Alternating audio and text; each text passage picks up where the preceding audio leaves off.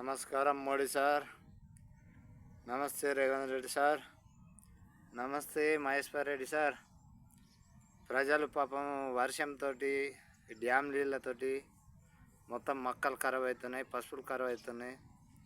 కంటి మీద కునుకు లేకుండా తెల్లందాకా పొద్దుందాకా దాన్ని చూసుకుంటే ఇప్పుడు ఈ ఆనల వల్ల చాలా ఖరాబ్ అవుతున్నాయి. మీరు చూడాలి సార్. అందరు కలిసి గవర్నమెంట్ తరపు నుంచి ఏమైనా ప్రజలకు సాయం చేయాలి, హెల్ప్ చేయాలి. కంకిలు మొత్తం మొలకలు వస్తున్నాయి, రోడ్డు మీద వస్తున్నారు, ఇట్లా స్మెల్ వస్తుంది. ఎందుకు పనికిరావు సార్? కొద్దిగా రైతులను చూడాలి సార్. రైతులను చూస్తేనే కదా మంచిది. రైతులతోటే బతుకు. రైతులు ఏంది మన బతుకు లేదు. అన్నం ముద్ద దుక్సుగా దొరకదు రాను రాను. కొద్దిగా చూడండి సార్, కొద్దిగా చూడండి సార్. మీరు చూస్తారని నమ్మకంతో ఈ వీడియో తీస్తున్నాం.